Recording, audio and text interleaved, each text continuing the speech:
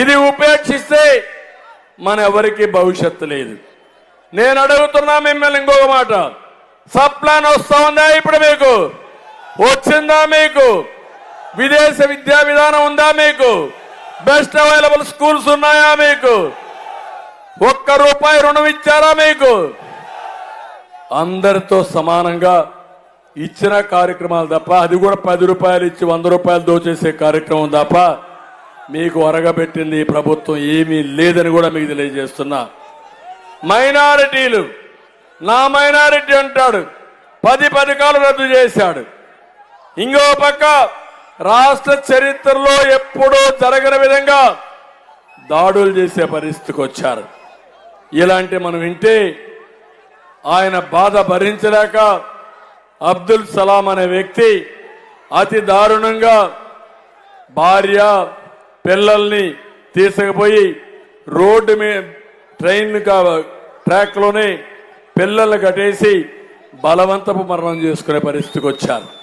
ఇప్పుడే కృష్ణప్రసాద్ ఒక మాట చెప్పారు. ఒంటెమిట్టలో ఒక వీవర్ కమ్యూనిటీ సూర్యారావు అనే వ్యక్తి వేధింపులు తట్టుకోలేక ఆస్తిని లాక్కుంటే, రికార్డు మార్చి లాగేసుకుంటే ఏం చేయాలో తిరిగి తిరిగి తిరిగి కడాన ట్రైన్ కింద చనిపోతే భార్య కూతురు విషం దాగి చనిపోయే పరిస్థితికి వచ్చారు. ఒకే కుటుంబంలో 3 చనిపోయారు.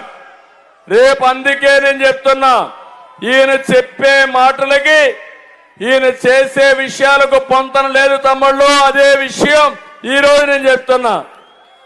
ఇప్పుడు మా తమ్ముళ్ళు ఇక్కడే ఉన్నారు, క్వార్టర్ బాటిల్ కూడా తీసుకొచ్చారు.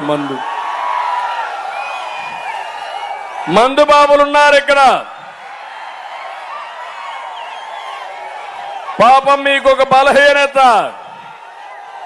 ఆ బలహీనత కష్టపడిన తర్వాత ఒక క్వార్టర్ బాటిల్ వేసుకొని పడుకోవడం, తెల్లవారి మళ్లీ రెడీ అయి పనికి పోవడం.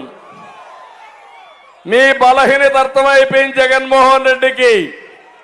ఇది మంచి వ్యాపారం అని గుర్తించాడు.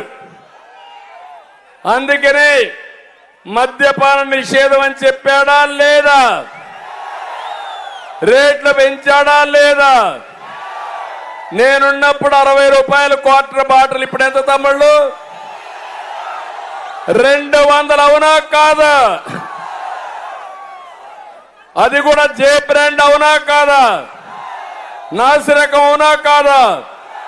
తమిళనాడులో ఉండే బ్రాండ్లకు ఉన్నాయా?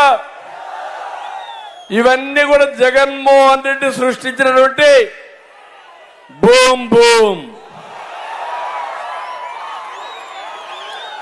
Very very attractive names. మాత్రం పేర్లు మాత్రం చాలా బాగున్నాయి. ఏ బ్రాండీ షాపులో అయినా సరే ఆన్లైన్ పేమెంట్స్ ఉన్నాయా మీకు? పేటిఎం కానీ గూగుల్ కానీ ఏవైనా ఉన్నాయా మీకు? మీ కిరాణా కొట్లో ఉన్నాయా లేదా? తోపుడు బండ్లు వాడుతున్నారా లేదా? ఎందుకు షాపులో లేవు తమ్ముళ్ళు అని అడుగుతున్నా. ఏంటి చిదంబరం రహస్యం ఏంటి? మీరు కట్టే డబ్బుల్లో ₹140 క్వార్టర్కి ఎవరికి పోతా ఉంది? ఎవరికి పోతా ఉంది? మీకు కోపం రాదా? బాధ. కరెంటు ఛార్జీలు పెరిగాయా లేదా? ఎన్నిసార్లు పెరిగాయి? 9 సార్లు పెరిగాయా లేదా? ₹200 కరెంట్ ఇప్పుడు ఎంత అయింది? ₹1000 అయిందా లేదా? ఎవరు కారణం? ఎవరు కారణం? ఇసుక రేట్లు పెరిగాయా లేదా? పెరుగుతూనే ఉన్నాయా లేదా? ఒకప్పుడు ₹1000 ట్రాక్టర్ ఇప్పుడు ఎంత? 5000. అవునా కాదా? ఇసుక దందా ఎవరిది? జగన్మోహన్ రెడ్డి. అవునా కాదా? ప్రత్యేక ఆర్మీ పెట్టుకున్నాడు, రౌడీల్ని జిల్లాల వారీగా లాగేసుకున్నాడు. 40 లక్షల మంది భవన నిర్మాణ కార్మికులు ఇల్లు గడవకుండా బాధపడతా ఉంటే ఇష్టానుసారంగా చేసినటువంటి వ్యక్తి ఈ జగన్మోహన్ రెడ్డి.